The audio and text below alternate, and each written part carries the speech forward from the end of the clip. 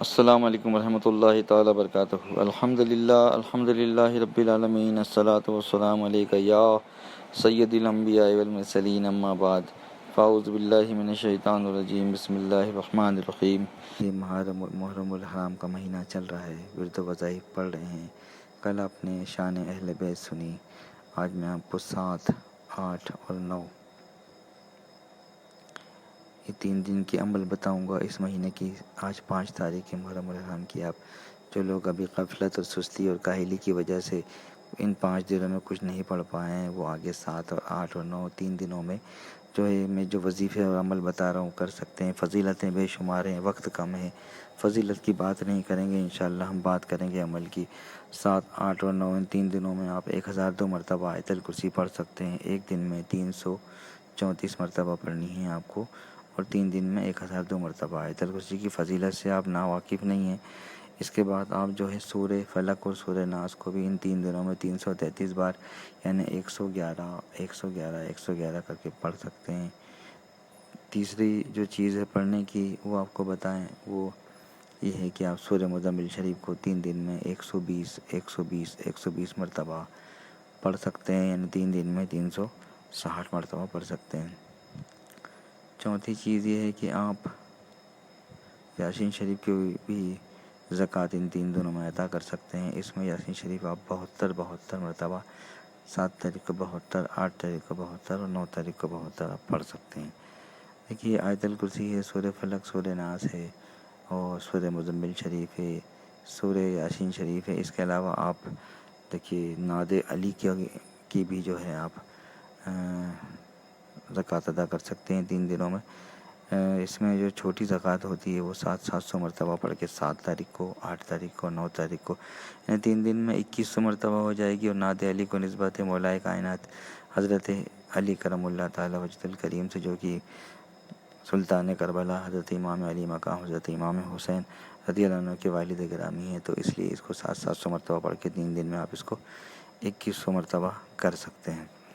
تو یہ چیزیں ہیں، اور بھی پڑھنے کی بہت ساری چیزیں ہیں۔ دیکھیے روزہ ابھی تک جو میرے بھائی سستی اور کاہلی کی وجہ سے روزہ نہیں رکھ پائے ہیں، وہ سرکار دو عالم صلی اللہ تعالی وسلم کی اس حدیث مبارک کا مفہوم سنیں۔ حضرت ابو ہریرہ رضی اللہ تعالیٰ عنہ سے روایت ہے، میرے سرکار فرماتے ہیں کہ رمضان کے سب سے افضل روزہ رمضان کا، اور رمضان کے بعد جو ہے سب سے افضل روزہ وہ ہے محرم کا۔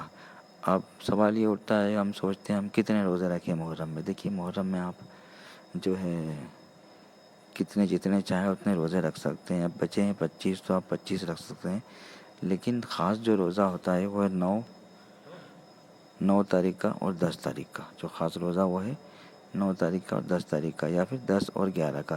یہ جو رکھنا سنت بھی ہے اور کافی ثواب بھی ہے۔ سرکار دو عالم صلی اللہ تعالیٰ علیہ وسلم نے اسے کبھی نہیں چھوڑا، سبحان اللہ۔ تو میں آپ سے یہ گزارش کرتا ہوں کہ اچھا پھر کیا ہے محرم الحرام کا، اس 9 اور 10 کی تو خوب فضیلت ہے، لیکن محرم الحرام کا ایک روزہ 1 مہینے کے روزے کے برابر ہے۔ تو روزہ رکھیں، امام علی مقام کی جو ہے اس کو پیاس کو اور شدت کو بھی برداشت جو ہے آپ محسوس کریں،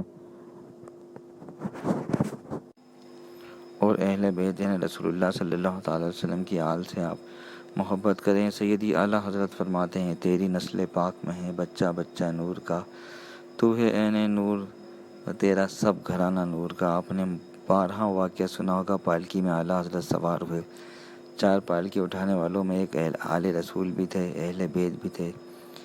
سیدی مرشدی اعلیٰ حضرت کو جب اتنی محبت کرتے تھے آل رسولوں سے، اہل بیت سے، کہ آپ کو خوشبو آ گئی، اپنے پالکی رکھوا کے نیچے اتری اور پوچھا آپ چاروں میں سید کون ہے؟